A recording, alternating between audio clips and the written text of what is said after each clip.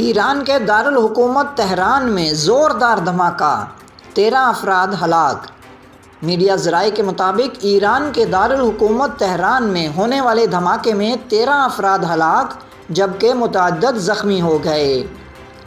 ایرانی میڈیا کے مطابق دھماکہ ایک کلینک میں ہوا جس سے عمارت کو بری طرح نقصان پہنچا اور علاقے میں دھوئیں کے بادل چھا گئے۔ زخمی ہونے والے افراد کو اسپتال منتقل کر دیا گیا ہے۔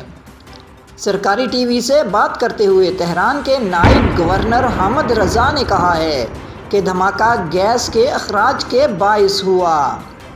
یہ زوردار دھماکہ منگل کی شام کو تہران شہر میں ہوا جس کے شعلے دور دراز کے علاقوں میں بھی دیکھے گئے۔